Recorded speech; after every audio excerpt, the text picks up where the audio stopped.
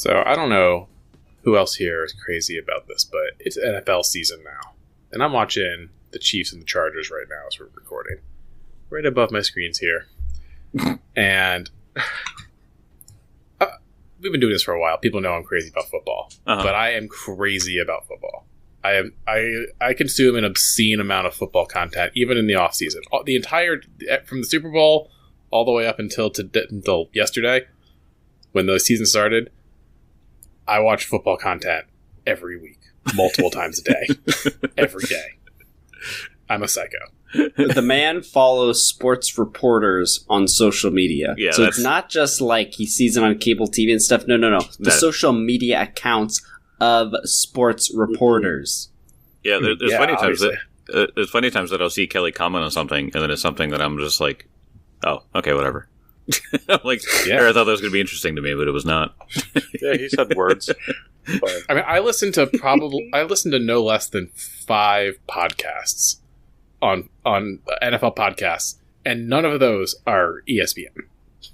Are they diverse enough in like what they talk about? Because like the guys on the ESPN just talk about like the same shit sometimes over and over again because they generate content, but the podcasts do like I mean it's a ton of it is similar content, but I listen to like the film guys and the analytics guys. The ESPN stuff is just dribble. It's all just hard garbage. Yeah. There's some good people on there. Like Mina Kimes is awesome, right? And they do have there are people on like the mainstream shows that are good, but the ones that you see the most on the internet, like First Take and mostly First Take, they're terrible. I don't watch First Take at all. They're awful. But yeah, I mean, there's the film people, there's the analytics people. Then there's like the aggregators who just watch ESPN and then they talk about what ESPN says on their show. I don't really watch them either. I did for a little bit. Like, there's a couple of good Ravens podcasts that are kind of like mostly aggregators where they talk about what is being talked about the Ravens on like ESPN and Fox Sports. But I'm bored of them. Those shows don't interest me as much. I like the guys who get really deep into it. But yeah, it's NFL season. Yesterday was the start of the season. It's probably my favorite day of the year is the start of NFL season. Above all the holidays, first day of NFL is just warms my soul. I look forward to it. Literally from the day after the Super Bowl. I'll be honest with you. This is the first season in quite some time that I am very excited, and that is mostly due to the epic fantasy draft I had this year. So, got first round pick, got Jamar Chase. Very excited to see the season kick off. Yeah. Everything came up Jed during the fantasy draft this year. Wait, what's a CR level? Come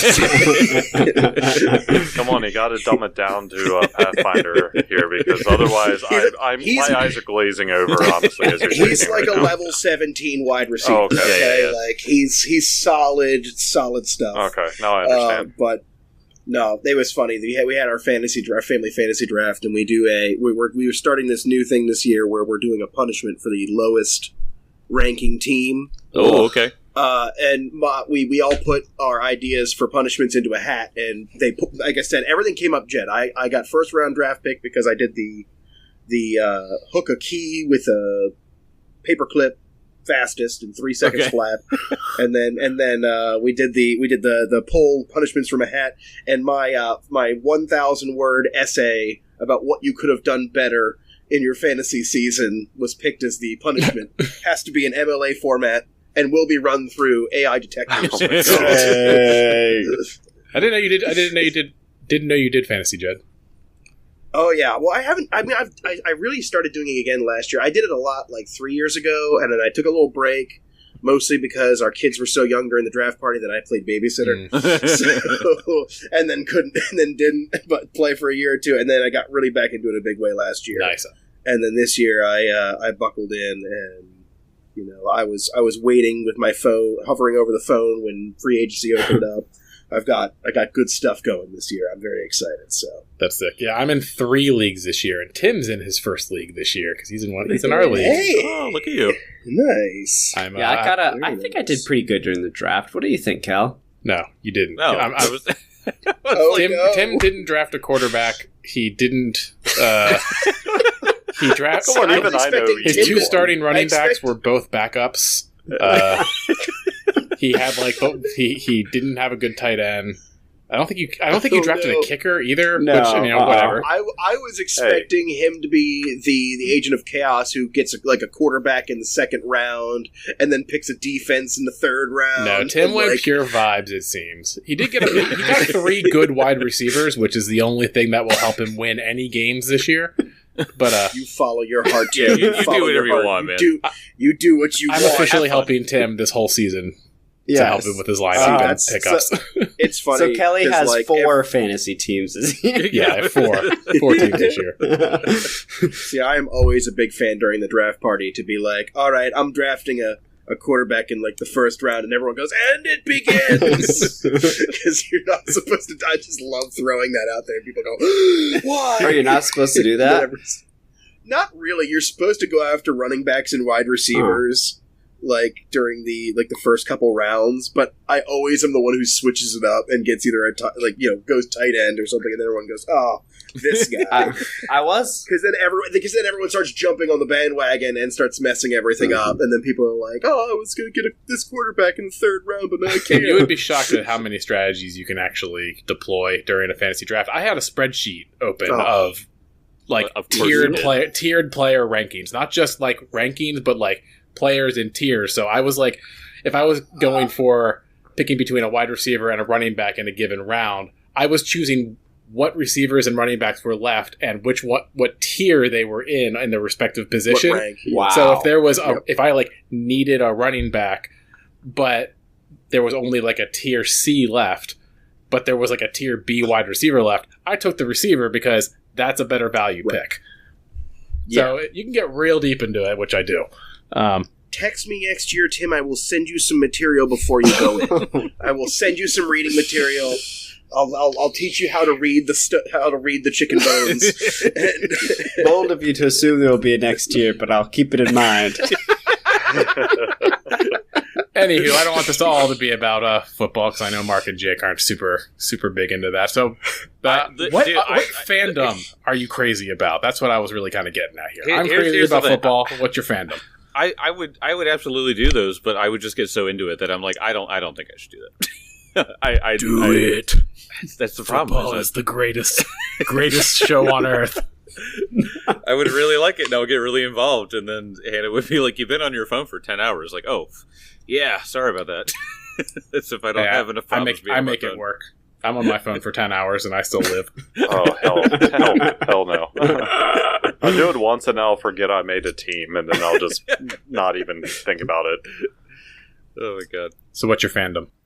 I feel like I am so spread out on fandoms that I don't think there's one that I'm particularly crazy about, which is the problem. What's your flavor of the week? What are you into now? Yeah. Adventure Time. He's been into Adventure Time this entire what's going on the Adventure Time subreddit, Tim? See, with the Adventure Time stuff, I know people who listen to Adventure Time episodes to go to sleep at night. I don't do that, so I don't think I'm crazy. Yeah, it's very cute. Linus from Linus Tech Tips does it. Oh. So I don't think I'm crazy. Flavor of the week. Gosh, I mean, I guess flavor of the week would probably be Gamers Nexus. Just because he's really speaking to the powers that be recently. He exposed the NVIDIA GPU black market. And he's getting copyright strikes from Bloomberg, of all people. Interesting. That took down his documentary.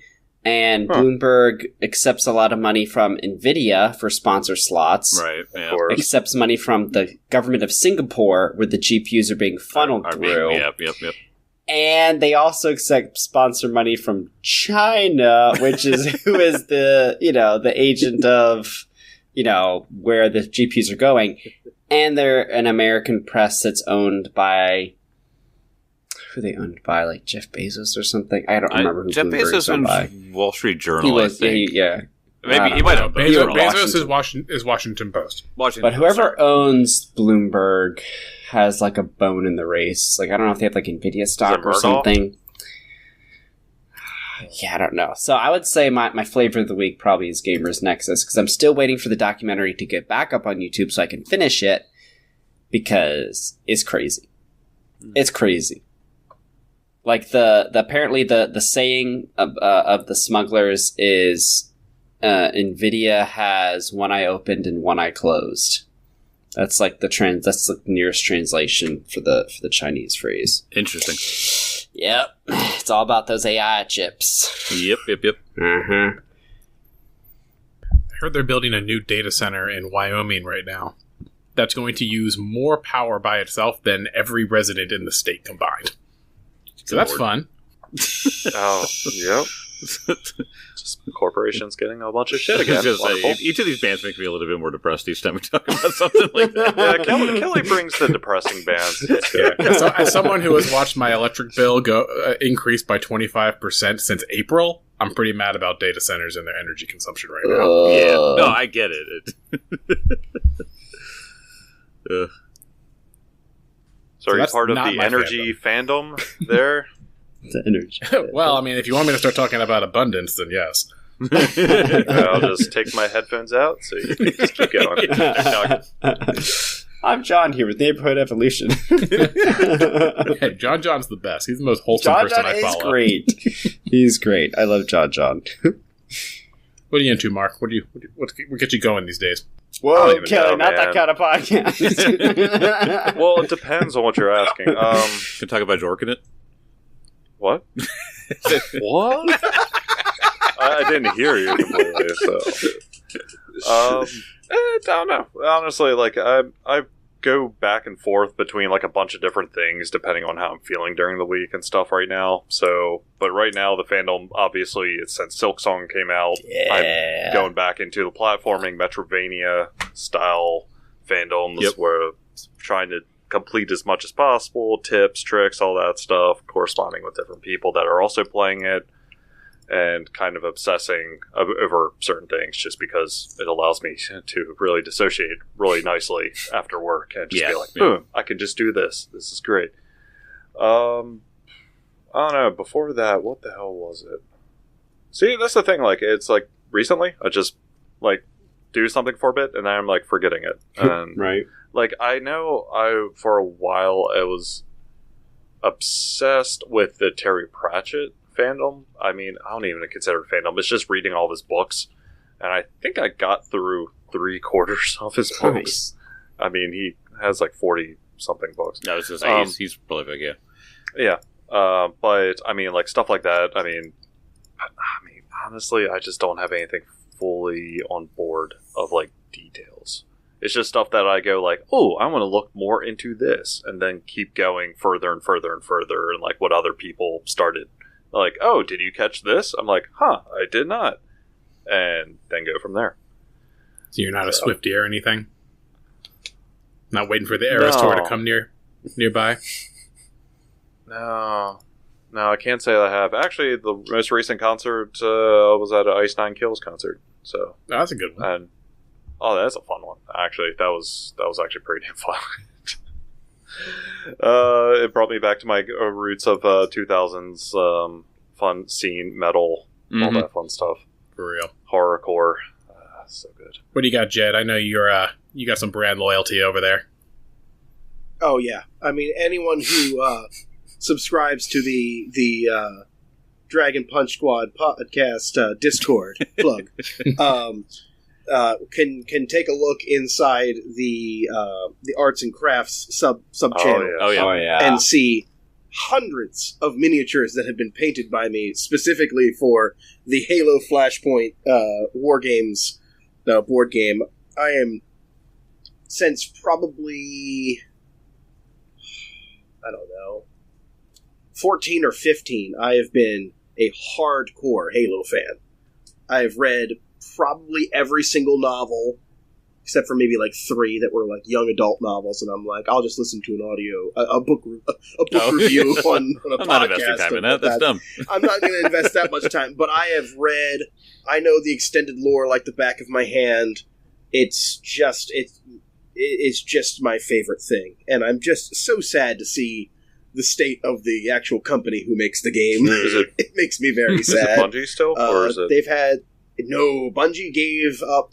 After Halo Reach, like, a while back, they split the company into two companies. It became 343 Industries, and they made, like, 1.5 good games and, like, 2 or 3 bad ones, and it's just a bummer. Yeah. Like, it's been a bummer to be at least I mean, the last game that came out was actually pretty good. It's just modern gaming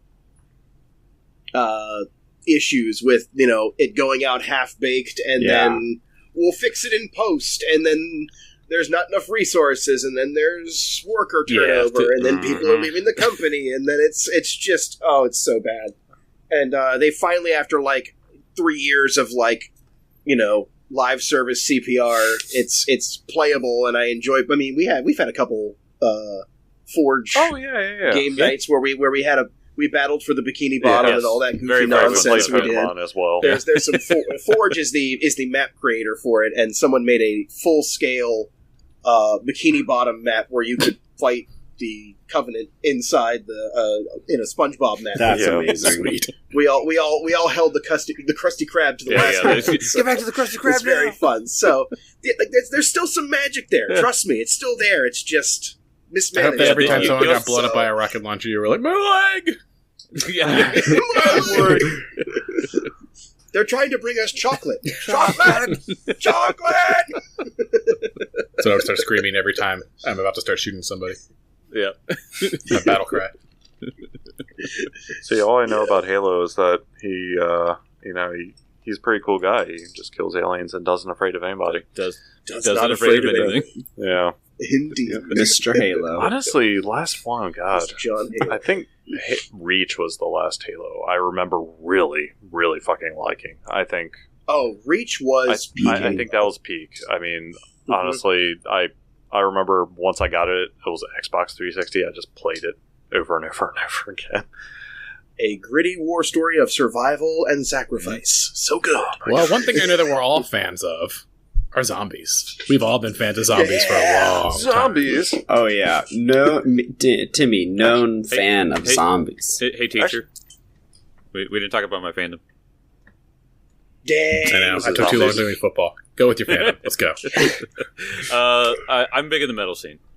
And metalcore and stuff like that. So I'll make this quick. Recently, there was a picture that went out with it was Amy Lee, Poppy, and Courtney from a band called Spirit Box, and everybody was like, "Why are they all taking a picture together? That's cool." And then they released like a triple collab. And so everybody's losing their fucking mind over that. The early 2000s. Yeah, so everyone's joking that it's the mother, daughter, and holy spirit box of metal, which is just fucking cool.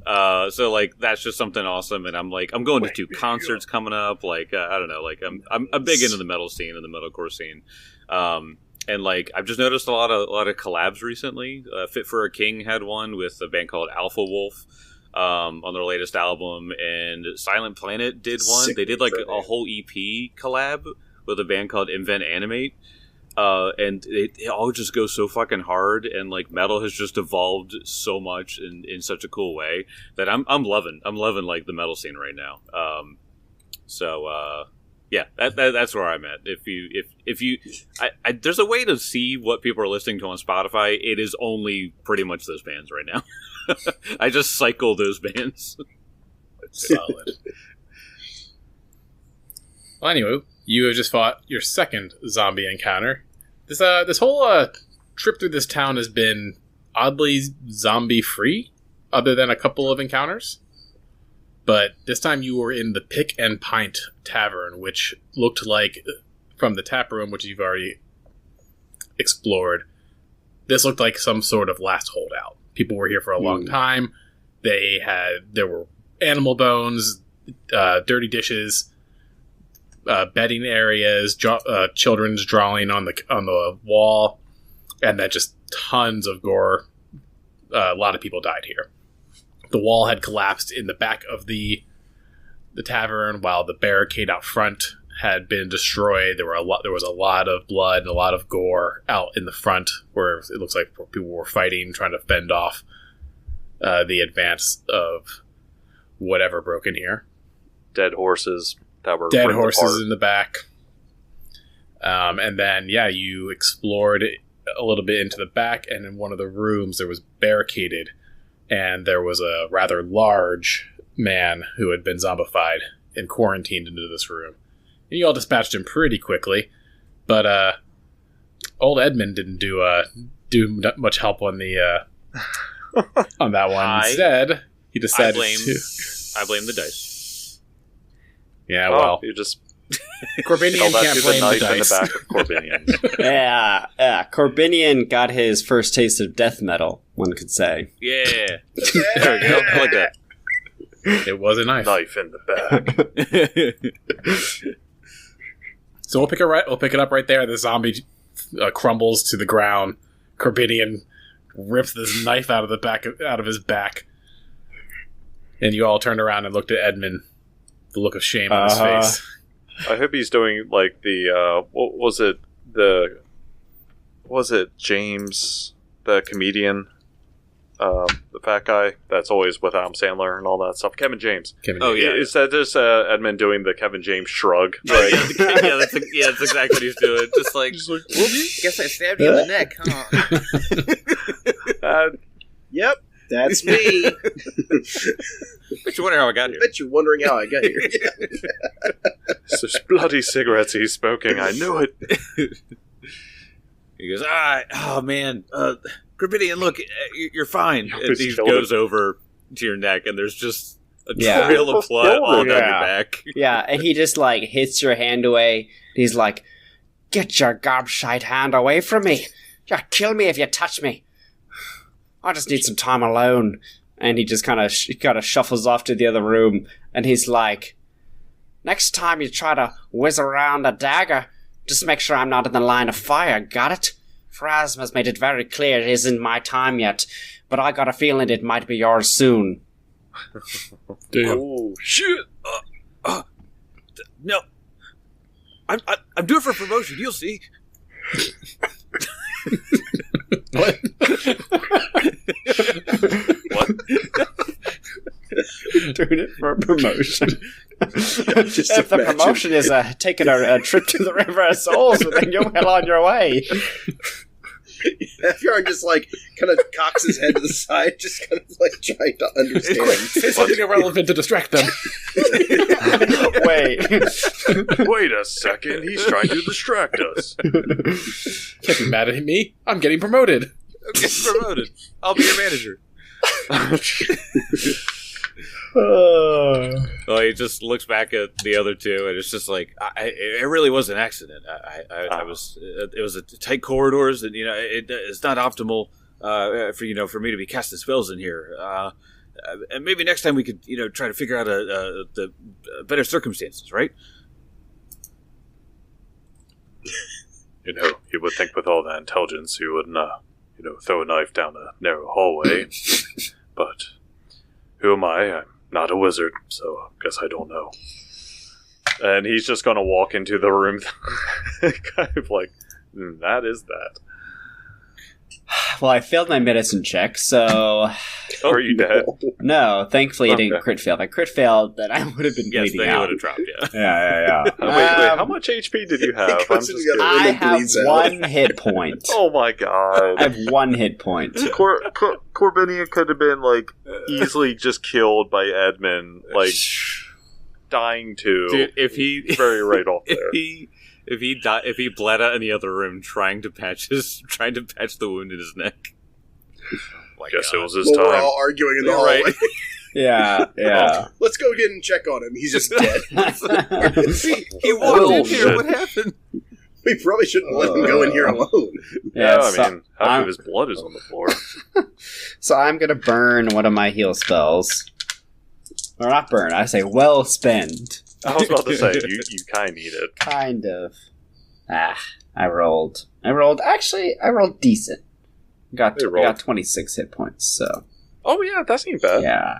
I guess that was a level 2. Yeah, yep, level 2, so I got that plus 16 because I did the 2 action. Good stuff. So now I have... Is it a bad time to bring up that, like, we didn't use a hero point? Oh, yeah. Jake could have used a hero point. I could have, yeah. But instead decided to almost kill me. I didn't... Here's the thing. When you're a GM a lot, you don't think about hero points often. That's fair. That's fair. I think I was so shocked by the amount of damage I did. I was just like, holy shit. Yeah. I was like, Jesus Christ. Is that 3d6? Now you're rolling for that? Or there's 3d6. And it was six incredible, times, so you had to double it. times 2. Yeah. Mm-hmm. Brutal. Yeah, 3d6 and you rolled a 14. Yep. Damn. Yep, that's what it was. So, Almost killed him. well, All right. Well, we got one more room to check in. it looks like the back of the or like the kitchen, I suppose, to the bar. Yeah. Yes. Have we found a hole in the floor in this one yet? I can't remember. Not yet. You did. It was under this collapsed part of the wall in the back. Okay, that's right. I couldn't remember if it was there or by the Yeah, it drawings. was a sinkhole that opened up in the wall, and the wall collapsed gotcha. under it. Okay. Huh. That seems to almost imply that the breakout happened, and then later there were unearths from below. Mm-hmm. You mean the outbreak? Yeah, like there was the outbreak, people hold up, and then tunnel up. At first I thought, like, we had the theory of, it's underneath the grave site, and there just so happened to be grave sites all over the place. But now I think I'm on Team Tunnel. There's like a vast network of tunnels underneath. Zombie tunnels. Tunnels. Shame none of us have tremor sense. We might be able to, I know. feel something under our feet or something. Yeah. Cast earthquake. Collapse every tunnel. What are you waiting for, Edmund? You gotta open the last door or what? Yeah. Let me do that. Maybe you should toss a granola bar in there or something. Oh, What do you talking Seems to be about? the running strategy. The beef goes first. He'll walk up to the door and pound on it like he's been doing. See if he hears any stirring, and then No stirring. no stirring. All right, we'll kick that one open. Keep the door open. Do you have dark vision? Yeah, you're a dwarf. Yes. Okay. So it's dark in here. It appears to be a kitchen. And it's pretty messy. There is some blood in here, so people definitely died in here. But there's also like lots of dirty dishes. There's a hearth. And there is a number of rations in here. There's 6 days worth of rations. Okay. That's There are They said they were starving, weren't they? We did. I don't think I ever implied that they were starving. just that they for had some been reason. eating here for a while. Oh, Just that they'd been here for a Had while. lots of food. I thought you meant that like someone was hoarding food and not letting anyone else have it. No. You found like animal bones, like rat bones and stuff. Like people were catching and eating rats. These rations are like oats and like basic stuff. Yeah, so Gotcha. they were eating the rats to save the rations for when the rats were gone, kind of deal. Makes sense. Yeah. Yep. So you find a bunch of rations. You find 6 bottles of anise blueberry liquor. Ooh. Nice. Those are in the cabinet. I'll be pocketing those. I take one over to Corbinian, and I'm like, hey, why don't you? This one's all yours. Corbini just kind of looks down at it and looks at him like, "Are you trying to feed me poison now, are you?" The knife didn't do the trick, so you decided to finish me off with the bottle. Well, technically, no, it's like he's like thinking like categorically it kind of is. I mean, it's good poison though. You gotta drink it. You look over, and Half Yarn is halfway through. Love Just mouth blue. Yeah. Have you been drinking? It's not bad, honestly. It's pretty good. Alright, so make that 5 bottles of anise blueberry liquor. 5.5. 5.5. 5.5. Do I get any status effects? Rest in this room, there are a number of crates and barrels stacked in the corner. Good like 20 of them or so. And looks like there's another door. Oh, sorry, my bad. There is another door. Yay! Oh. You want to take this one? Yes. Conclude this building. We'll take turns. Yes. He'll do the same thing. He hits the door with his shield. No sound. Boom, boom. Alright. And he's gonna kick this door open. Shield raised as well. Oh, interesting. And this opens up into a storage room. So you find more crates and barrels, you find linens, you find various tools. Just a pretty standard, just back room. You've got a saw, hammers, chisels, box of nails, 70 feet of rope. Oh. Ooh. Okay. Rope's good. Yeah. Take the rope. You also find a small barrel of lamp oil that's about half full, containing about 20 pints. Oh my god. Take that. Definitely, we need that. Yep, and then there's also another door to the south out of this room. After you. Wow. There's another door. I know, it's like a door within a door within a door. You know, it reminds me of like the have you ever seen like the Sacred Geometry where it's like the rectangles going inward? That's what it looks like. Yeah. Oh no. Is that with the fractals or whatever? Yeah. We're entering the spiral. Jake's like, let me take you to another map. Oh, bang on the door. Boom, boom, boom. And I'm kicking in. Boom. And it's just a small office with a little desk. Oh. And go through and see if there's any notes. You find a ledger. Ah. So the ledger details basically the daily and weekly goings-on of the Pick and Pint for many months. Let's see. So there's an entry about a month ago. So you're looking through this for like 10 minutes or so, but you're towards the back of the ledger. About a month ago, there was a large drinking party at the Pick and Pine with lots of people, and just talks about like how much liquor was used, how much food was sold, like all the just like normal boring stuff. But at the end of this entry, it says the party ended abruptly when the body was found. Huh. Oh. Okay. And it talks about how they found a person in town who was like brutally murdered. Huh. And do we have does it say the date on there? Like how long ago it was? A month ago. It was a month ago. Okay, A month ago. Okay. Mm-hmm. And then you go through there, and there's a couple of more entries about how there's like weird disappearances going on in town, and then you start hearing about, seeing entries about the undead. You start reading entries about how the townspeople, some people have been trying to leave, but the path has just been very hard to get out of town with the amount of rain that's been falling for the season. You see some entries about people deciding to barricade up in their homes at night, especially, and that the dead are coming at night. Huh. Ah, okay. So what time of day is it now? I was gonna say, do we need to hold up? It's about early afternoon, I thought. Okay. Okay, so we have some time to at least explore the rest of the town. Or at least one more building, maybe. Yeah. Do they say what time of night? Just night. Okay.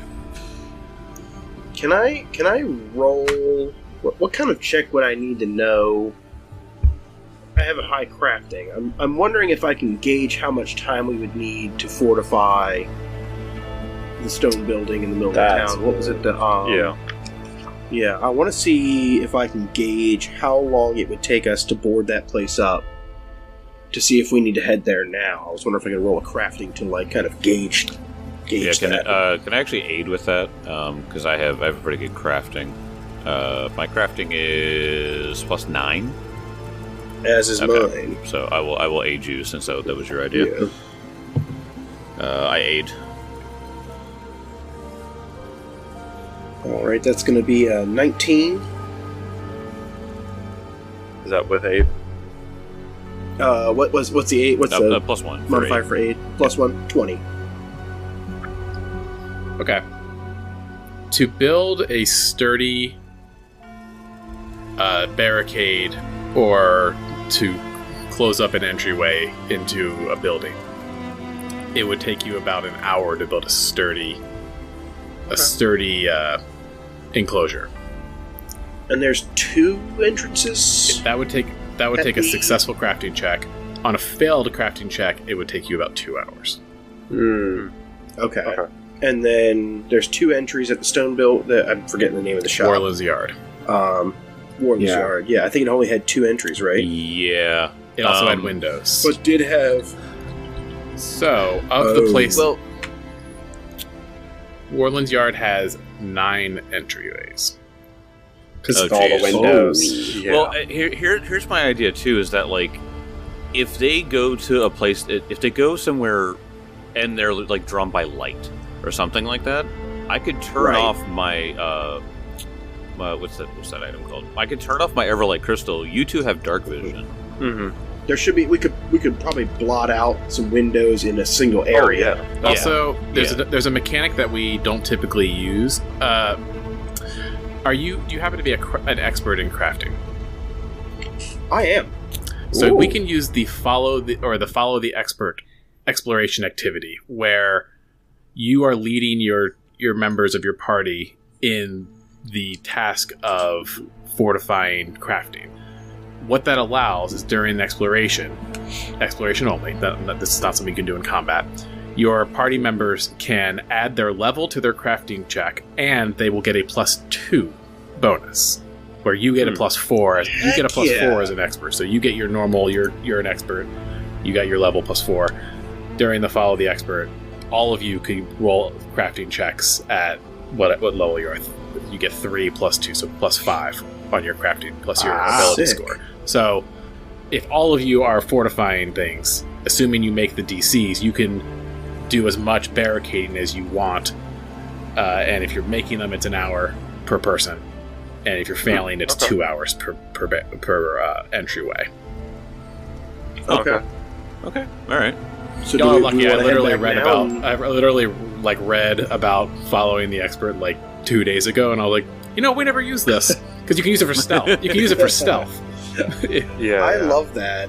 Yeah, I love that because it plays so well into his character. I'm thinking about he was an Ulfin raider. He was on long ships. They were constantly repairing their ships, and I imagine also there's probably some runes he could probably put on those entryways to ward off undead as well with his class. Yeah, so, for sure. It'll be absolutely appropriate. When I read about this, I was like, oh my god, how many times have we failed stealth checks because fucking John as a paladin has like a +1 to stealth? I know, yeah. He could be getting like a +14. Yeah. Right. Oh man, that's brutal. Yeah, I know. Yeah. It's crazy. So that's an incredibly important activity to use, and that will help you guys to hunker down wherever you end up wanting to stay. Yeah. But at this point, it becomes very clear that the undead are going to come at night, and you guys are probably going to be staying here. The last entry in this book says that our provisions are running low. I don't know how long we can hold out. The end is coming. And that is the last entry. Ooh. Gruesome. And that was 1 week ago. Yeah. That's so much bad just happened. Yep.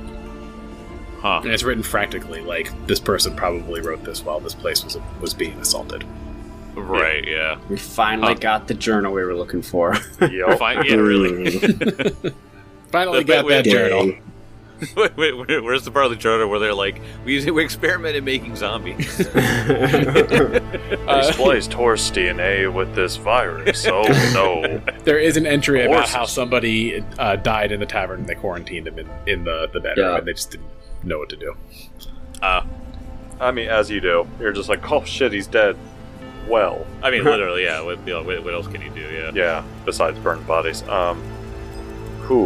Alright, I guess we go back to the stone building, but I would say, could I use because Theron doesn't really have a crafting check, but could he use his athletics, which he's an expert at, to like make it easier to drag materials over? Well, with the fall, if you're going to work on a barrier, it's going to be crafting. And the Worldlands Yard had a lot of supplies too. Oh yeah. But you could definitely transport more supplies over there if you think that's useful. Yeah, I think we move the rations at least. The lamp oil, whatever the lamp oil, and any building materials that we have. Now you do have plenty of time. Like I said, it's only 3:00. You have time to explore more of the town. There was the whole east or west side of the town that you haven't even explored yet, and you know there's a graveyard over there. There was another large structure, kind of behind the Pick and Pint, that looked like it might have been burned down. And then there were a number of houses. You wanted to find Jokri's house as well. I would love to just if we know that these things come at night, then we know that we can kind of walk around freely. I would love to just walk around with Detect Magic and see if I get any pings.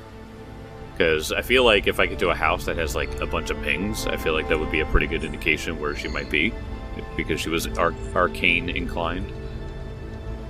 Mm-hmm.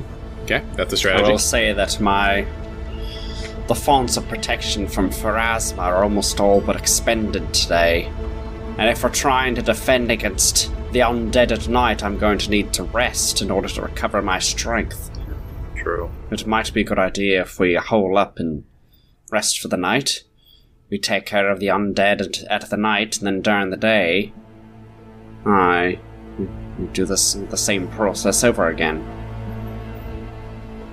So basically, I use my cantrips, when we're exploring during the day, maybe save a couple good spells.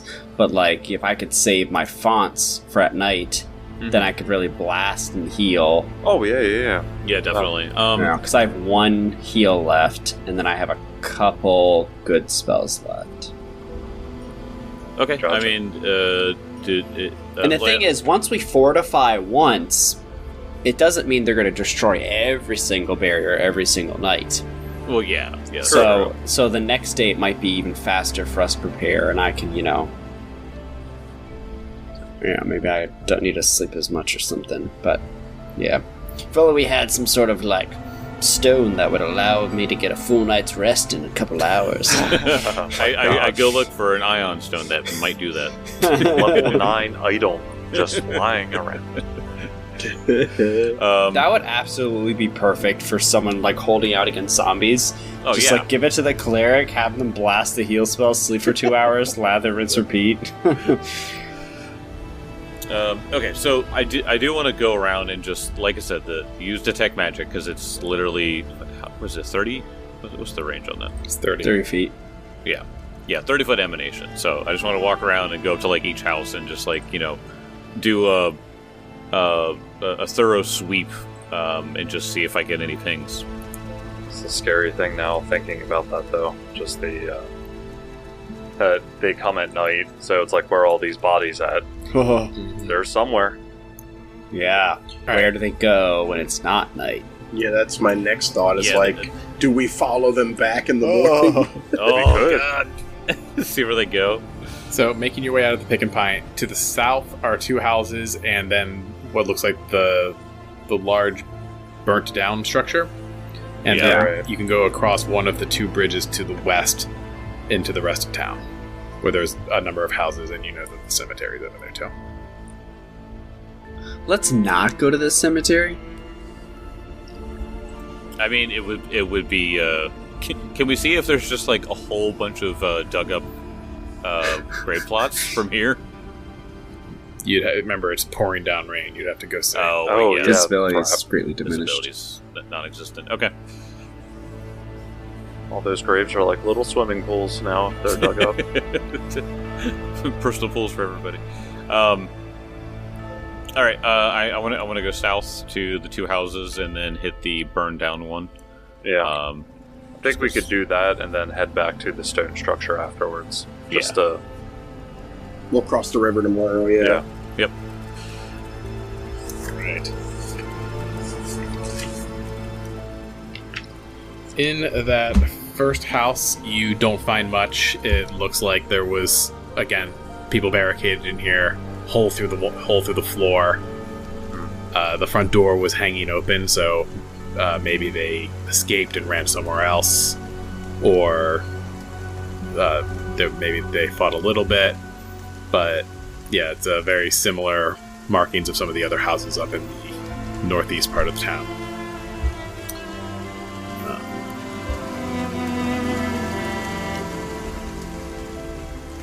In the house to the south, it's another similar. It's the same kind of scene. People were barricaded in here, hole in the floor. Why don't you go roll a perception check in this one? Okay. 21. 19 for Edmund. 18 for Theron. 16 for the half. So you're going through you're just quickly searching this town. You got this house you guys are trying to move through. You probably want to get back pretty soon so you can start doing your fortifications. You are moving furniture around and you lift up push a couch out of the way, and you find a body that's been split in half. Oh my god. Split in half. Yeah. What? How? Like ripped apart at Torso the or waist. Yeah, and Okay. this dead body is holding a coffer, but it's covered in blood and guts and intestines and shit. Jeez. Ooh, yeah, it's rough. And I just, as I'm saying that, I'm just It's rough, slowly pulling the coffer out of the hands. You pull the coffer out of the hands, and their rotted intestines spill out onto your shoes, and you have to roll a fortitude save. You deserve it. Okay. I didn't want to, for radio, I didn't want to interrupt, but I was going to offer to get it. But if you want Edmund to roll, we can have him roll. That's fine. Yeah. He went Edmund being first. greedy, it's fine. Okay. He took initiative to steal this poor soul's last life savings. Well, you don't need it. It could have helped us. So that is going to be a 10. You have a hero point. You have a hero point for this. It's just gross stuff spilling on me. It's just plague zombie disease. It is not plague zombie disease. You fail, and you're like, the smell overcomes you, and you just throw up. You're sickened for 1 hour. Oh god, it's so fun. It's so gross. The half iron is behind you, laughing. He's just Shut up. He's never seen viscera. It's the smell. It's the smell. I've seen gross stuff. That's the smell. Nostrils. It smells so He bad. just pats him on the back. He's like, "You'll get used to it. Don't worry." For someone who seems so acquainted with dealing out death, it seems you can't handle the aftermath. Usually we burn them. Oh my god. Yes. He's got tears, Yeah, Well, happily, yes. through your vomit, you managed to get this coffer out of this dead man's hands. All right. All right, see if this is worth it. And I imagine you clean off some of the blood and gore with some prestidigitation if you got that. Yeah. You got that done. And inside, you find what was this person's life savings? You find 58 copper pieces, 14 silver pieces, and 8 gold. Damn. Person was ripped to pieces as they were trying to flee with their money. And that's it for this house. Okay. All right, so go on to the next, the burned down place. Okay. So this one is what looks like a long house that is burned down. Charred remains of this once great hall are left in ruin. Melted lead from the once beautiful windows pool in the mud. A symbol of a grand bow with an arrow pointing down remains carved into the archway to this once grand hall. Barely visible on the marred lintel, you can see words that make out, "All are welcome at Erastil's table." Okay. I knew it was a Rastal, yeah. The front door is closed, but it looks fragile enough that you could just push it open, smash through it pretty easy. Yeah, I'm worried about structural integrity for one. Right. Those things buildings don't usually stand up well after they're on fire. Oh no. No. Get you guys in Yeah. here. Yeah, I was gonna say. So, I mean, Edmund's gonna kind of look around and see, if there's any like obvious places that we should not enter. Any part of it that might be dangerous to go in. It looks like if you guys are careful, it's not that bad. Like, most of the building Okay. is in shambles. The corners are kind of the only thing holding this thing up anymore. The roof's caved in, clearly from the outside. And but you look like it's not too bad. I mean, maybe Half Yarn, you can roll a crafting check to confirm it. Oh, yeah, that's what I'm talking about. 24. Nice. Yeah, you give it a look, and you think this thing isn't going to collapse on you if you open this door. Okay. It's safe. Just repeat the thing, hit the door, but at this point, I mean, he's just going to open the door now because they're zombies. Just No. swings open. Yeah. All right. Oh, there's big gaping holes in the side. I guess I could have just Yeah, we could have. gone to We the. walked around. Yeah, this thing is not whole. Yeah. There's not much left over after the fire, except what looks like what once beautiful long table. Oh. You take a moment, and you're like, the Half Yarn. You with your knowledge of crafting, you're like, this is a fine table. It looks like it was a table crafted from a single tree. Wow. Yeah, as someone who spent his younger years in a hall like this, he's very forlorn and just pulls out his bottle of blueberry liquor and takes a swig. And I hope they all made it to Elysium. Go ahead and roll a perception check, everybody. Yeah, I was gonna say detecting magic. Do I get any pings here? No magic. Okay. Oh, shit. 19. Natural 20. Natural 26. Duality. So, Corbinian, you're just like, I guess somebody knocked over a candle. But Theron takes a look around after you guys walk in, and you look back at the doors, and in the rubble kind of around the door entryway, you find like a piece of an iron pit, and then something that you missed on the way in, that there was a piece of melted iron in the door, like handles as well. And you can tell that these doors were sealed shut from the outside. Oh. Okay. And so you. Do you think So. he's kind of sitting there? Yeah, Half Iron's looking at this, and he's like, "You don't think that they rounded them up in here and then burnt the building to the ground, do you?" Could have been an attempt, but there's no bodies left over at all. Half Iron, go ahead and roll a crafting check, Half Iron. Okay. You smell something on the air now that you're talking about how this place was sealed in. 25. So after you're like, something wrong went on here, knowing that the doors were sealed shut, and you catch a whiff of something on the charred remains of this place, and you pick up a piece of charred wood, you give it another sniff, and you're 100% sure that there was an accelerant like alchemist fire used here. Interesting. Yeah, this place was it was burnt to the ground On purpose. for certain. And as you pick up that piece of rubble, Half Iron, right where you were standing, Ah, jeez. out from under a collapsed piece of wall, Son of a bitch. a creature comes out. What do we roll? Some initiative. Oh my god. Okay. Boy. Can I still use my perception as my initiative? Sure. Yay, 26. Don't want a good natural 20 to go to waste. Yeah, of course.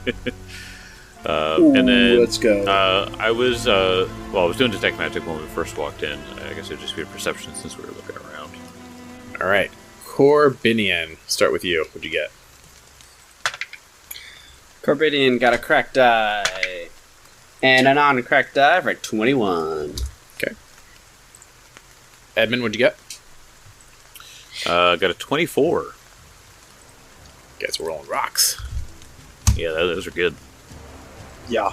Half iron? 25. Oh, shit. Whoa. Natural 18. Let's go. Baron. You got a natural 20, so what'd you get? That 26. Cool. Alright, what did my poor sap get? Let's see. Well, I keep rolling well too. Let's see what. So if we all roll well, nobody rolled well. Exactly. Alrighty. So out of this rubble, you see this thing. Oh, what the I'm hell? gonna Oh my. show this to you all. Even that? What the hell is Oh, You see this creepy looking, clearly a zombie, okay. but it is as it rises up, just this acrid yellow smoke starts like seeping out of its skin, Ooh. and yeah, he's clearly a zombie, but yeah, he's nasty. He's got like fire cracking through his skin, this horrible stench coming off of him, this yellow gas. And it is Theron's turn. okay. From this creature, you said it's like a gas that's surrounding it? That's right. Not fire? It's a gas. Okay. Okay, so first he's gonna... Okay, no, this is fine. Yeah, so from this position right here, his aura's up. He's going to cast... Actually, I'm going to try something here. Unfortunately, can I do a skill check? Religion. Basically, I'm just trying to find out a particular bit of information about it. Okay. If it is related to the fire element at all. Okay, So- go ahead and roll. 21. 21. Like, does it have like a fire typing to it at all? Yeah, if it's like a fire adjacent creature. Yes. It's weak to water. I choose you, Gyarados. Like, if it has a trait. You're rolling religion? Yes. You don't know. You can't tell. Okay. So, that was a waste. Alrighty. So, never mind. So, he instead is going to do a elemental blast against it. Earth is going to ball itself up and chuck directly at it. That is a... Jesus Christ, that was a good roll. 19 on die for 28 to hit. That's a hit. Just a hit. Ooh, shit. And that's 7 points of damage. Just a clod of earth just smacks into this thing. You said 7? And yes. Let's see what else I can do with one action. He's just on try it again. Impulse attack again.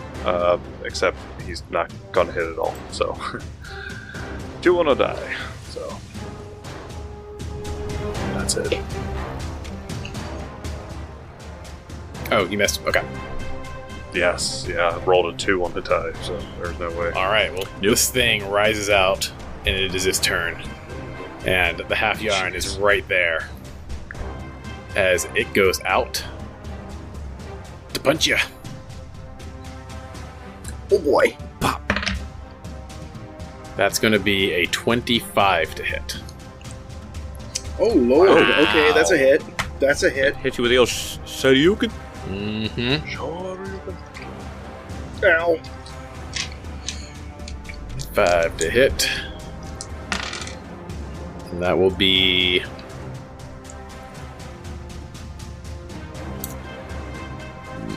9 bludgeoning. Ooh. And you catch fire. And you will take Oh my you will god! take some fire Pop. damage on your turn. Okay. Oh my god! Okay. Sheesh. And go ahead and roll me a fortitude save, buddy. Oh, really? Oh, boy. Okay. Wow. To save coming up. Ooh, I like that. Natural 18 for a. Doing math is hard. 28. All right, you're fine, but as this thing like hit you, you're engulfed in this acrid smoke, and your eyes were starting to burn. But you, Huh. but 27, you're, I'm sorry. but you're fine for now. Okay. Yep. Fun times. Okay. And it's gonna keep swinging at you, buddy. No lower, no key. All right, that's gonna be a 21 to hit. That will miss. Nice. Thank goodness. That's still a high hit. I know. You ain't kidding. And this is a zombie. He ain't got nothing else to do. He will miss with the last one with a natural 3. And it Okay. is Wait, the you- half yarn's turn, and you will take 4 fire damage. 4 more fire damage. Alright, so. Okay. Alright, cool. Yeah, he will raise his shield and trace a rune on it. And then he will try to strike out with a rune tracing strike. Oh yeah, let's go. Okay, so that's going to be a 24 to hit. 24 hits. All right, so it's going to be 6. That's 6. I'm rolling my d6s from Cyberpunk Red. Hey, so was I. So that's a max damage for 6 points of piercing. 9 points of piercing. And I will trace the lightning rune, Rorik's lightning rune on him. And then with my final action, I think I'm just gonna go ahead and invoke. Wait, make sure that's right. Make sure. I believe it's one action to invoke. Yeah, and then I'm just gonna go ahead and immediately invoke the rune, and he's gonna take 2d6 on a basic fortitude save. Ooh. 2d6 what damage? Lightning damage. Or 28. that's gonna pass. Is that a critical success? Yeah, it's a critical success. Oh no! That sucks. Lightning just bounces off him into the ground. Yeah. What the heck? At least I got a good striking on him. Yeah. So that's gonna be turn. Yeah. All right. So It is Edmund's turn now. Okay. Definitely want to do a knowledge check so you can figure out what the hell this thing is. Okay. I would like to do Arcana, obviously, because that is my best. But if that is not applicable, then I can roll religion. Or occultism. That's fine too. No, you can. I'll give you Arcana, but it's going to be a higher DC. Okay. Because That's fine. you deal with the arcane, but I feel like you deal with conjuration. You deal with there's necromancy in the in the arcane arts. I know a lot about Last Wall, so yeah. Yeah. So that is going to be a 28 total. Oh man, nice. bingo! You got it. nice. This is a sulfur zombie. Gross. It's stinky. That's cool. I like that name. Though. Mm-hmm. This is a sulfur zombie. Let's see. Fun things there are about these specifically.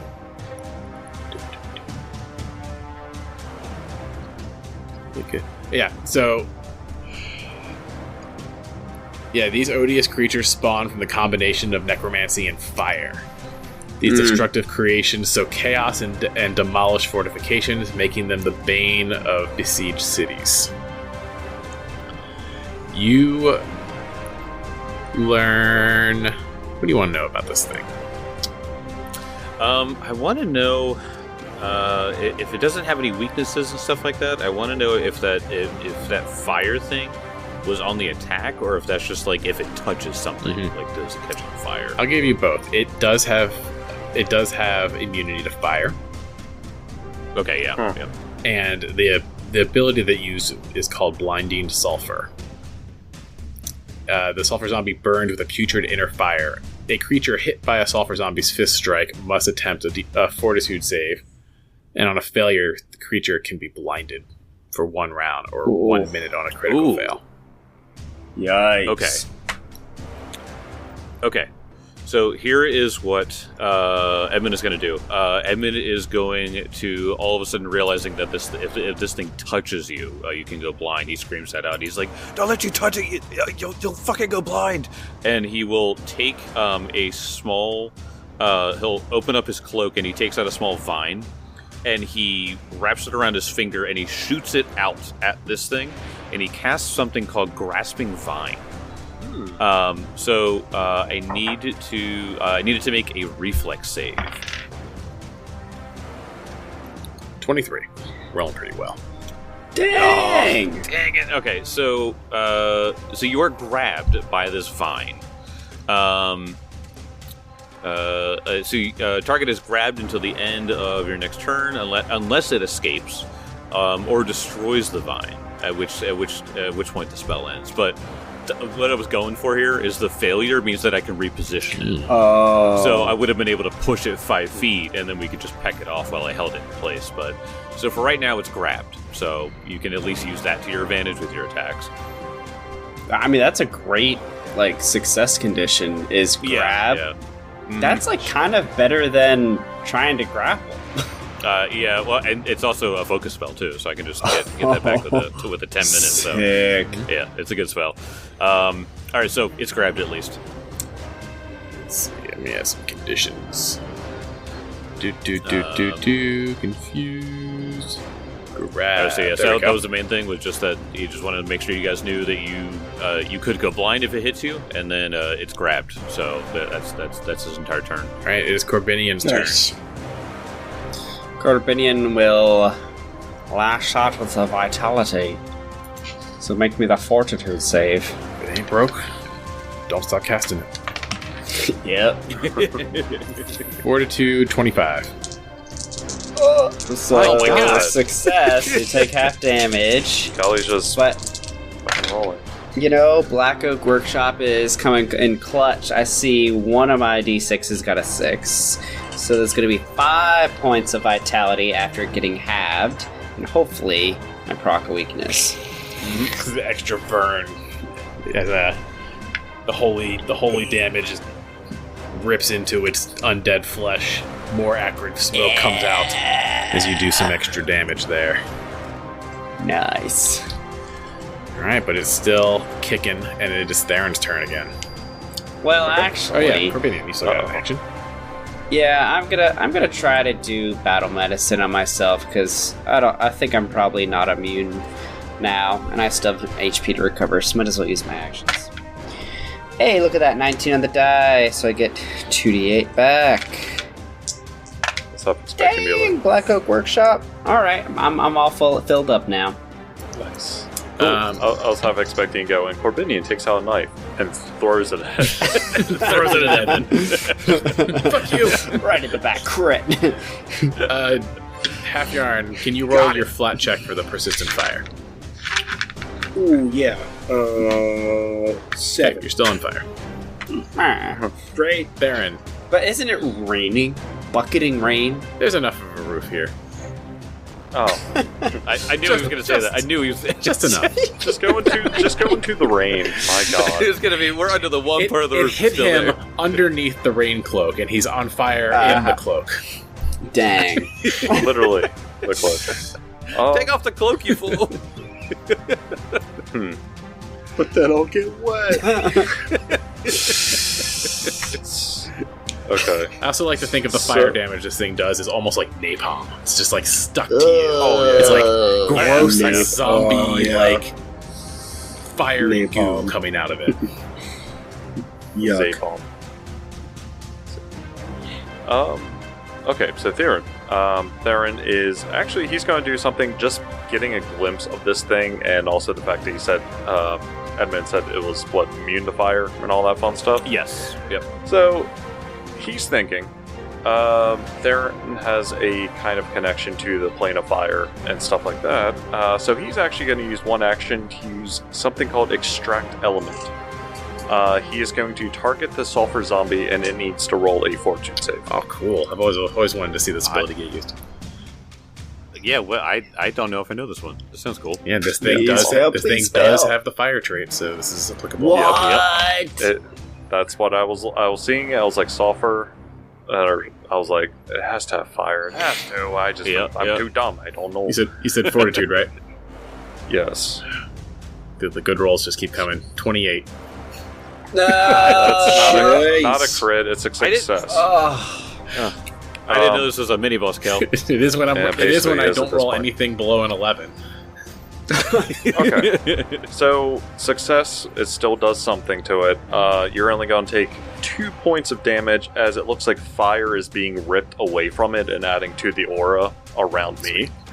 Cool. So, and the cool thing that it does is that it makes it more susceptible to my impulses. So pretty much what happens is any impulse that I do that's fire, it's no longer immune to my fire. It gains resistance now. However, the thing is, it also gets a -1 circumstance penalty to its saves and AC against my impulses. Oh, that's cool. Sick. And I ripped it away, because it's basically, I'm using its essence as a way to attack now. Like, I know it. Oh, that's dope. So, yeah, with the extract element being activated, that was one action. So the second action he's going to do is that, and it also, wait, hold on, it lasts for 5 minutes. That's as well. Oh, nice. So, Dude. That's good ability. Yeah, it has resistance equal to level 2 damage from the impulse. And you have to run into a creature that has the element of one of your elements. I'm sharing. So earth or fire. That's one or the other. So the second one he's going to do is he's going to... Oh, why not? Since he's a distance away, he is going to activate Tremor. Tremor is... He's going to center it on the zombie here, in this field, that 10-foot burst. And God, roll another fortitude save, Kelly. Out of -1. Please fail it. Can't roll good forever, Cal. Well, no, don't kiss it. Don't kiss it. The kiss failed me. It was a natural 3. Yes. So that'll be 16. God. Okay, you take 2d6, 2d8 damage. So that'll be 12 points of damage. That overflows, so my aura dissipates for a moment. And also, earth and a creature that fails is fail prone. Earth and stone in the area is difficult terrain until the start of my next turn. But it is difficult terrain, so in case it tries to move, it has to have an issue. So and so that is my turn. Okay, and he's grabbed, not immobilized, right? Yeah, just grab from me. Yeah. All right. Well, he. I'm sure this thing is. Confound this creature. Pretty sure they are. Cannot cremate it, so we have to bury it. Yeah, so if he has the faculties, he can attack the vine or try to escape. Yeah, that's what I'm trying to figure out. If he's mindless, I'm guessing he is. Yeah, he is mindless. Okay, so he's just he's just gonna. He's a zombie. He's got someone in range. He's gonna attack him. So coming right back at you, Half Yarn. Here we go. Miss on the first. Good. Finally. Shield up. We got the shield up this time. Oh man, back-to-back natural 2s. Woo. Ooh. And that's his turn. Only has He's 2 actions. slowed. So I attacked you one too many times last time. So those are his actions. So Nice. he's like you saw Theron like extract the fire from his glowing like fire veins are all like dimmer, and the smoke kind of like dissipates just a tad as his fire energy has kind of been consumed. And it threw him off because he can't hit you at all. Let's go. All right. And it's your turn. So Half Iron's turn. Yeah, Half Iron will once again raise his shield, and will trace another rune on it, all with one action, and then he will, with a second action, do another engraving strike. That's going to be a 20. Hit because he's grabbed. Ooh, nice. Oh my god. Alright, so it's going to be 4 points of piercing. And I'm trying to decide if I want to invoke or if I want to do something else here. You know what? I don't know if you just want to also take an action once you're done attacking to just back off of him, so he wastes an action. Yeah, I think I'm gonna bait him. Yeah, I think because he's grabbed, right? I will. Yep. Yeah. I'll take a step back, knowing that he'd either need to break free of it, and if he doesn't move, he's still going to get shocked by the lightning rune from staying in one spot. So yeah, he'll take a step back. Okay. All right, Edmund.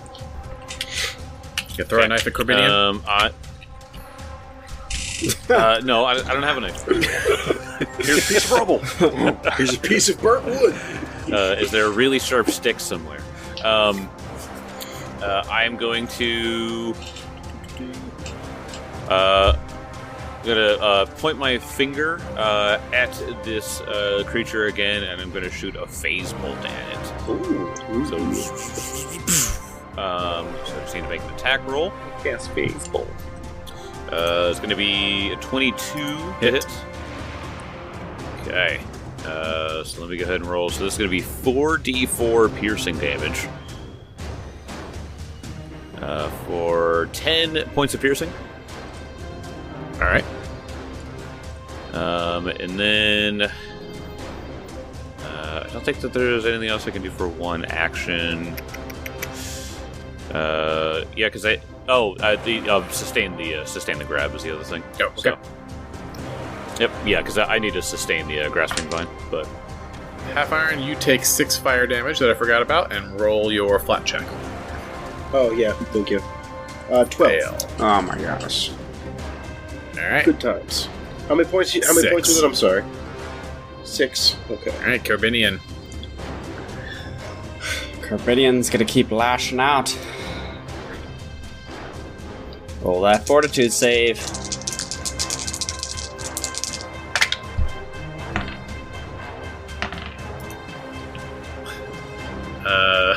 27.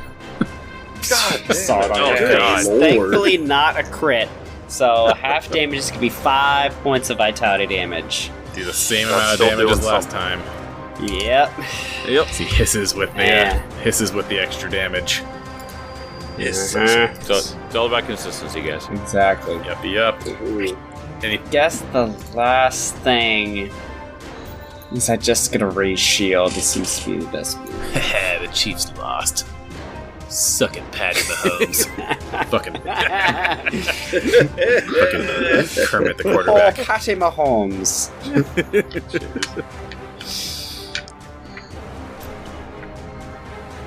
Okay, so now it's Theron's turn. Okay. So the thing is, when I did that overflow, the aura dropped. So basically, that effect went away. But that simply means I could just do it again. So one action, re-up my aura.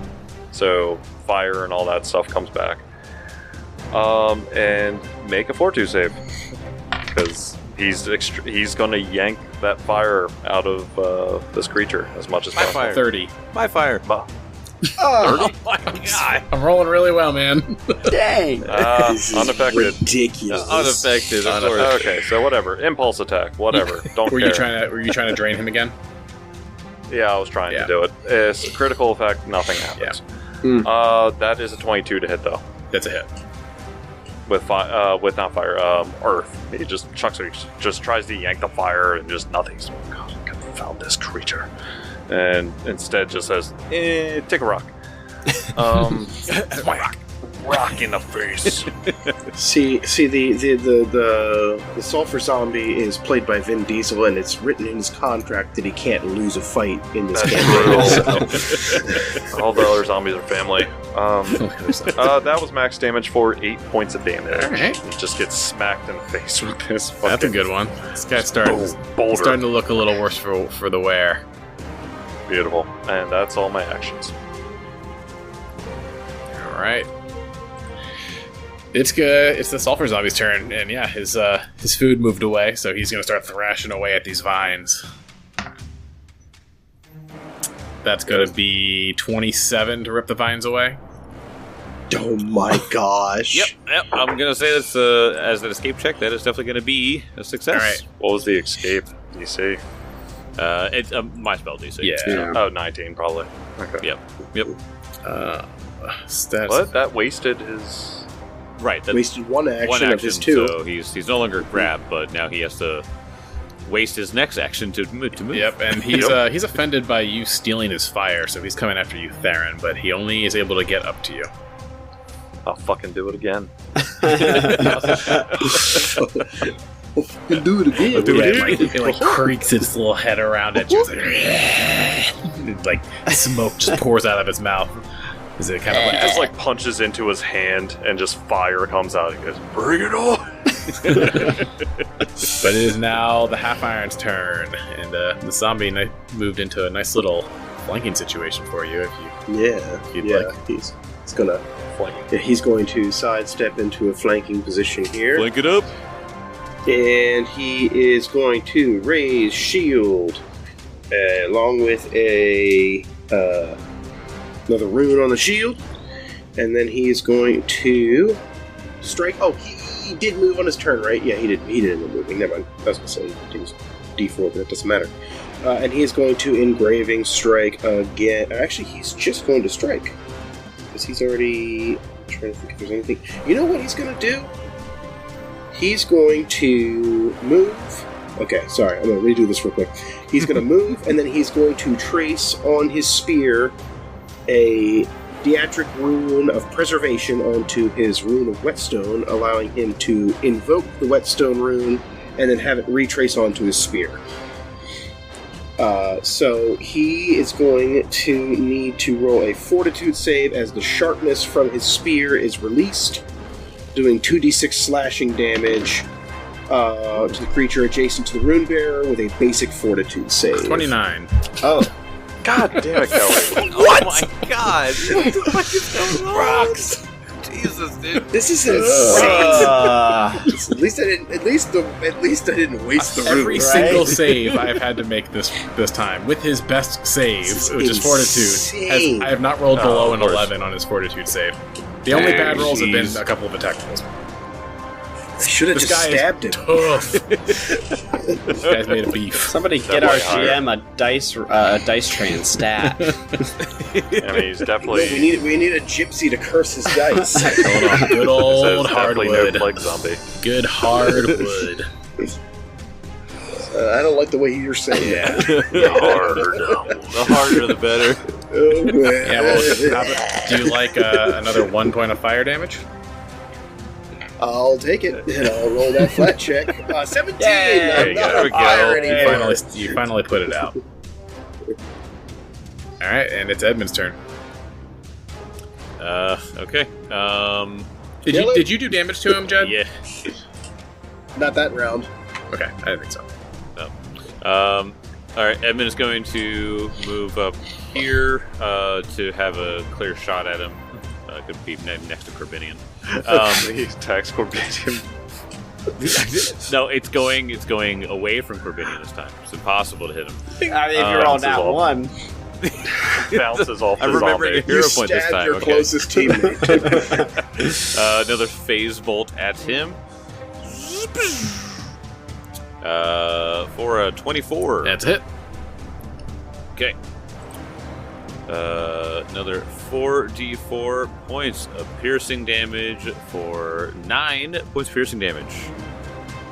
Alright. Still up. Dead, right? Dang it. Still up. And now it's Corbinian's turn. Roll me a fortune save, brother. Please roll not one. I want to do some double damage. Come on. Please. Just once. We are requesting. You're requesting you to roll double an damage. 33. Ah. What? Dang. Jesus Christ. Dang. And they're going up. It's going up. They think can't it's get much higher. It's He's going up. making it up now. One higher. Literally insane run of fortitude saves. I cannot believe how resilient this fucker has Okay. been. Guys, lay off the forts, please. My Oh God. my lord, he never skips. Is that a critical lifting success? Yes. Thought so. So you just see the vitality lash Oh my just God. like harmlessly just dissipate against this creature. Wow. Just wow. Yeah, Corbinian just looks down at his hands. He looks at his allies, and he just like cocks his head a little bit. He's like, Pharasma, what are you trying to tell me? Is it their time to go? Already, we just started. And he's like looking at Theron and in the half yard, wondering if Pharasma has plans for them to make a visit. Oh my lord. How it goes. Cannot believe this. So crazy. Well, Theron, let's go, man. Alright, so Aura's up. First action. He's gonna try to extract element again. Okay. So make force save. Come on. You can't roll good forever. That's Okay. impossible. Finally came down. 19. That makes it exactly. But Oh, natural 5. it makes it. But okay, not bad damage. 3 points of damage. That was halved. So 3 points of damage. Wait. He was still under the effects of it. Your previous one, right? No, it goes away since With I the used an overflow? overflow. Okay. Yeah, I got to Yep. re-up aura, and they said like pretty much whatever happens, if my aura disappears, the effect is way. Gotcha. So he still rips away the fire. He goes, by Ymiri's breath, I am the fire, and he did 3 points of damage there, and he is going to use an elemental blast again, like just straight up, just trying to chunk a rock right through this thing's chest. Can you do the blast as a melee attack? it's- I don't know. Sure. I'm I mean, asking. I honestly don't know. Remember, It I just can't remember if says- the impulsive blast can be melee and range. I can't remember.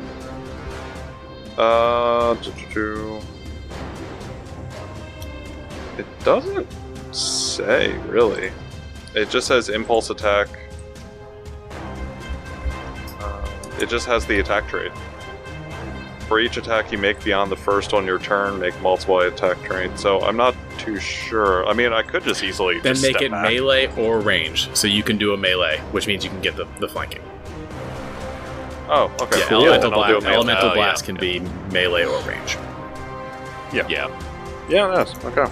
Yeah, so he's just going to melee, like, it's kind of like the earth is surrounding his fist, and he just punches at this point. Right on. Which, that would be a 22, which, I mean, it's not crit. It's a hit. With his, yeah, it's a hit, so I'll take it. 1d8. Oh, 7 points of earth damage. Gut punch this thing with your rock fist. Rock fist. And anything else from you? That was one action. That was 2 actions. He's just going to raise his shield with final action because he wants to give Halfjorn flanking still. All right. Well, it is back to the Sulfur Zombie's turn. He's gonna start smacking you. Yeah, okay, I figured. 29. Oh, And that's a hit, not a crit. Ugh. Yikes. I don't even know what that fucking is. It's a 4. Okay. 9 damage. 9 bludgeoning damage. And you catch fire.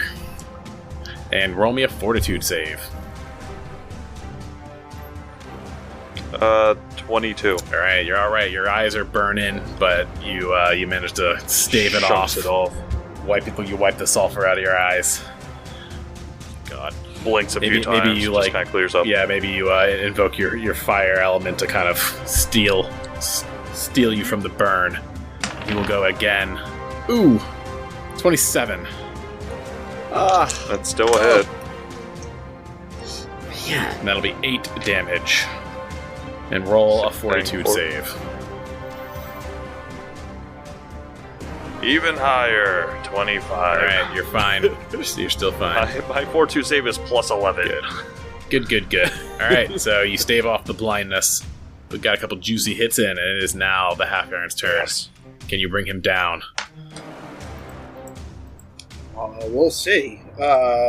He is going to trace another rune on his shield, and then he is going to stab at this guy once again. Oh, he didn't move. He takes the 1d4 lightning damage from his from the rune. Ooh, max damage, 4 points of lightning. So he'll take that for not moving, and then I will try to trace another one on him. With a tracing strike. Not great. 19. What is this? To hit? To hit, yeah. Because you're flanking, you hit him exactly. Yes. Nice! Oh, good. Alright, he's going to take 8 points of piercing. Then the rune goes on. Alright, is that it? And then... I feel like I'm going to have better luck leaving the rune on him than invoking it and hurting myself and waiting for another bad fortitude save, so I'm just going to leave it on Might there. as well. Let's see, what else? What else can I do here? He is looking pretty bad. Yeah. I guess I'll go for another stab. Let's see how this goes. Okay. Just roll like Kelly. Okay. Fine. Natural 19. You got him. That was good. So that's, sorry, I'm doing that in my head. It's going to be... Should be sorry. 24. Had a family. Yeah, you got him. Okay. And that's going to be 6 more points of damage, piercing. You stab your spear into him.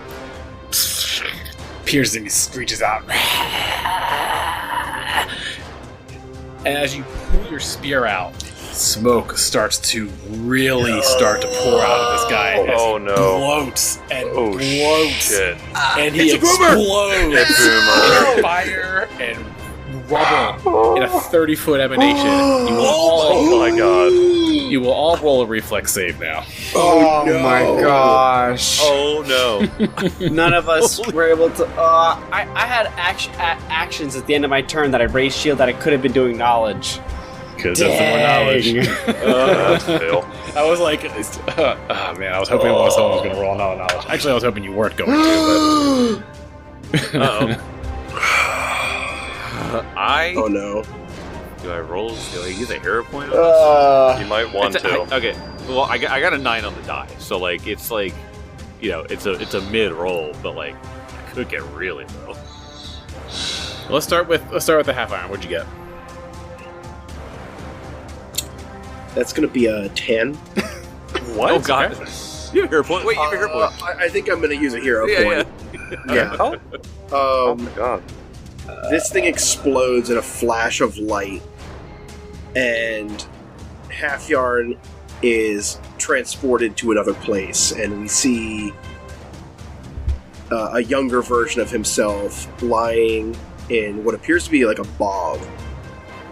And you see his shield is shattered to pieces next to him, his spear is split in half, and his arm is missing.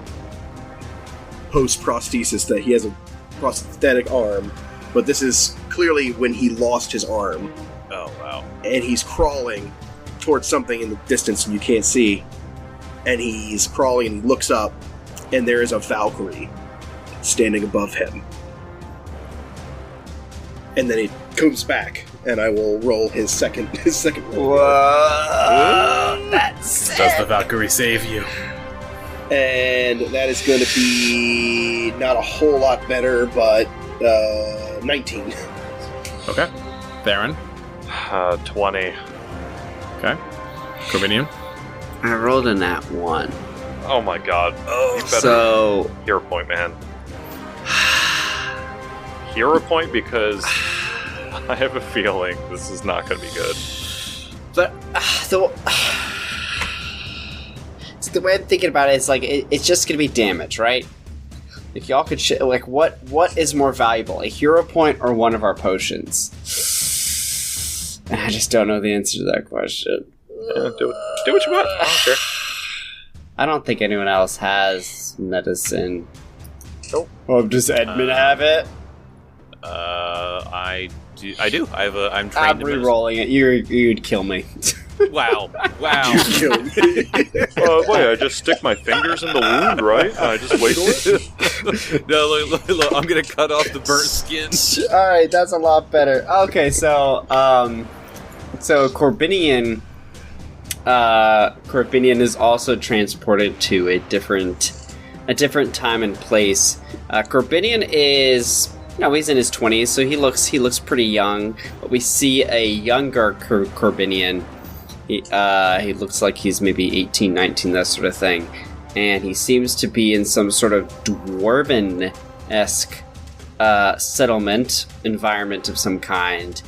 And you see him fighting undead, and it's just like a horde of undead. He's shoulder to shoulder with a bunch of dwarves, and they're just, he's vitality lashing. They're cutting down zombies left and right and left and right and left and right. And out of the horde comes a zombie that looks slightly different than this sulfur zombie, but it's the same situation of they're cutting it down and it erupts in like a ball of like acid, like it was filled with acid. So kind of tangentially related, but not the fire element, but an acid element. And he remembers that time.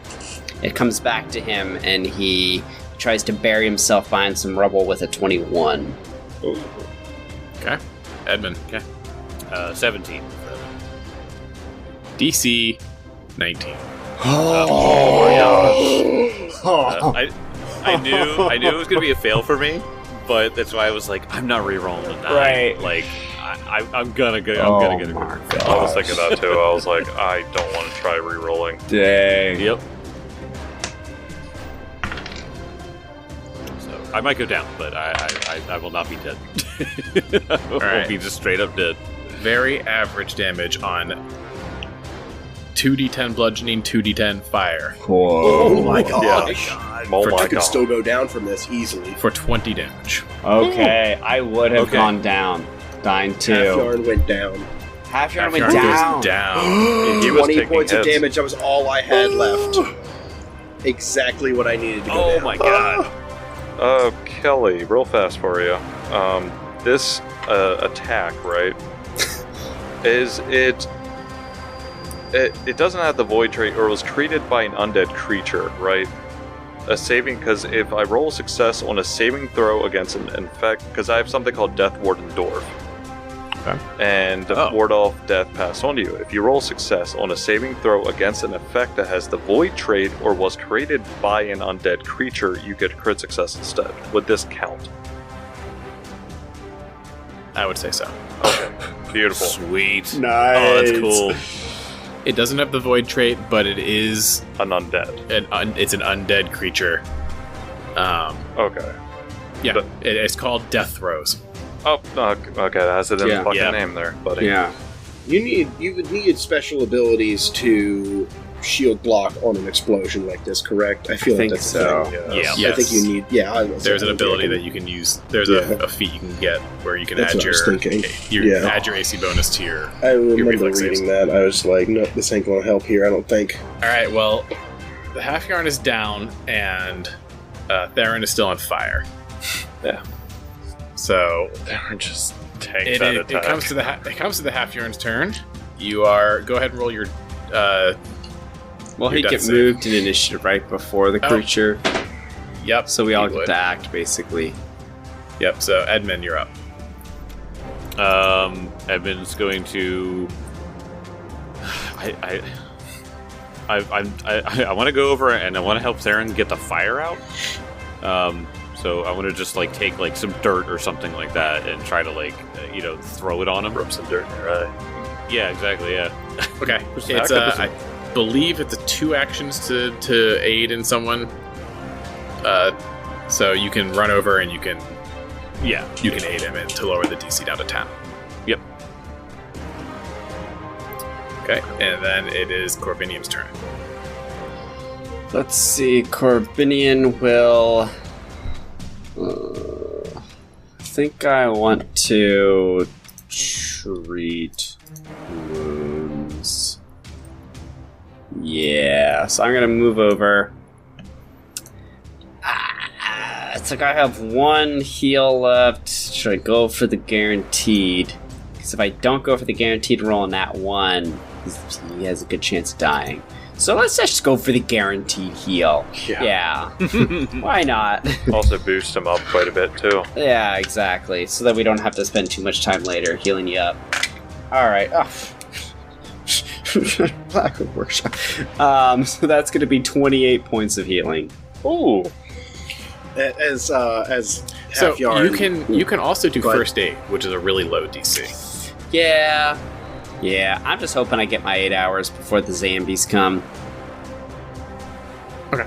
Because not to peek behind the curtain a bit too much, but when we head back to the general store, Corbinian's going right to bed. Y'all can barricade. Yeah, that's fine. Yeah. As you cast heal on Halfyard, he his eyes snap open and he sits up and he's clearly shaken and he just sits up and goes, She told me it wasn't time yet. And then he kind of looks around at everybody and then looks up at you guys and then kind of looks really spooked and then relaxes. Yeah. Pulls the blueberry liquor out and takes a swig. Yeah, Corbinian gives you a very deranged look, and he's like, "No, not yet. If it was your time, I would make sure you reach her quick." He was about to slit your throat if he failed that medicine check. He's like, well, nothing I can do. Alright, and last but not least, Theron, you're going to take your damage. Okay. 4 fire damage. Eesh. Okay. And go ahead and roll your flat check. Come on. It is a 10 right now, correct? Yep, 10. Yep.